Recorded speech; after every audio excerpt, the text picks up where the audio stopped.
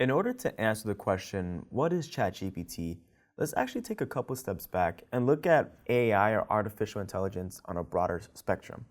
So when we define artificial intelligence, really what we're defining it as is a branch of computer science focused on creating systems capable of performing tasks that normally require human intelligence.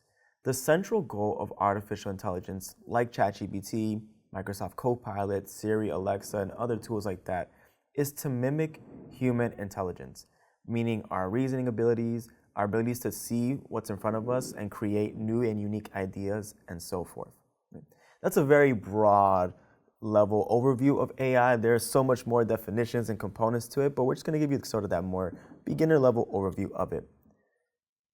So what are some of these tasks that AI can perform? They can include problem solving, understanding language. You'll often hear me describe it in this course and other courses related to AI as natural language. Essentially, that is artificial intelligence's ability to process the voice that you hear speaking to you or the words that we are typing, understand it, and create content from it or analyze patterns based on that language that's being inputted. Recognizing patterns and learning from experience. I think this is the central key to what we call generative intelligence, which is what the bucket of AI that ChatGPT falls under. What makes it so special is that they learn from experience. The more data we put into it, the more that it can learn and build. And then what's special about generative AI is that it uses that learned experience to create brand and new and unique content. So what are some examples of AI? And this is something that I find interesting, and in the beginning of my journey I didn't fully understand, is that we've had AI for quite a while. In fact, the history of AI stretches as far back as the 40s and 50s with the Turing test. So AI has been a part of our life for quite a while. It's more so just that recently, with the boom of ChatGPT and other devices in generative AI, that it seems like it's more prevalent now. Some examples of some everyday tools that you have access to that are artificial intelligence.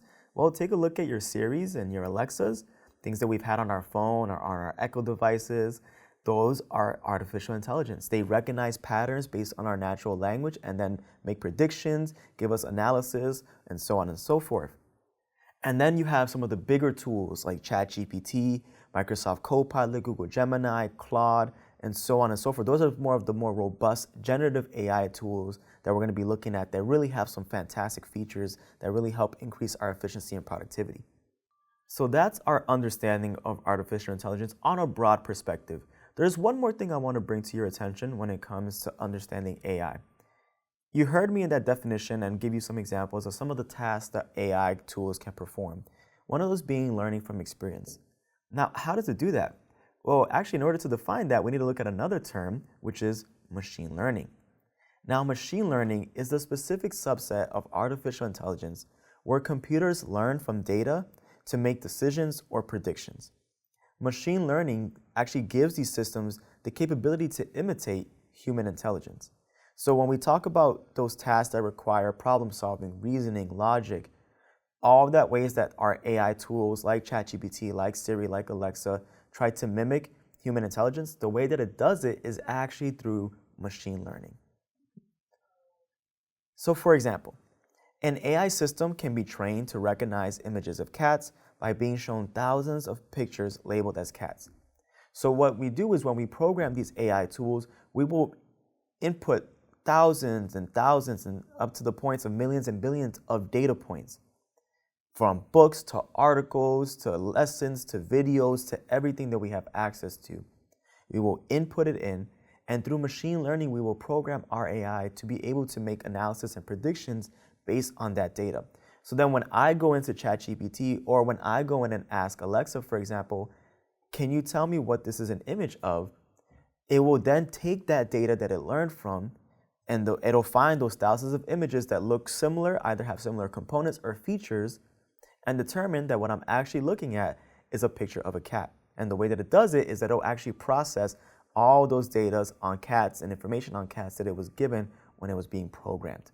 That's not too dissimilar to the way that you and I use our intelligence. The reason why I know a cat is a cat is because I've been trained through learned experience, through time, either by someone teaching me or just through exposure to the animal throughout the years, that is a cat. So when I see one or when I see something like it, I can identify roughly, maybe not always accurately, but I can roughly identify that it's a cat. And so you can see how artificial intelligence works to imitate the same way that our brain works there. So with those two understandings complete there, we now know a little bit about AI, and we now know a little bit of how AI works through machine learning. The question is, what is ChatGPT? And to answer that question, why don't we actually go ask it? So what we're going to do here is just very quickly navigate on over to my browser. Let's open up ChatGPT, and again, we'll give you a nice tour of the user interface in the upcoming videos. But for now, I just want to ask it a question. And we'll take a look here. Again, we'll define what all of this is later on in the course, but essentially what I gave it is a prompt. A prompt is a request, an instruction. In this case, I'm asking it, how would you define yourself, ChatGPT, to someone who is new to understanding AI or AI systems? And then I'm just giving it a couple of formatting, because ChatGPT loves to give a really in-depth answer. So for the sake of our learning here, just write a few sentences to the maximum of a paragraph.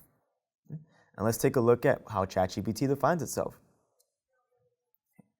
So ChatGPT is an AI-powered chatbot designed to understand and generate human-like text based on the input it receives. So you can see that even in its own definition, it's echoing a lot of what we just learned in our very own definition of AI and machine learning.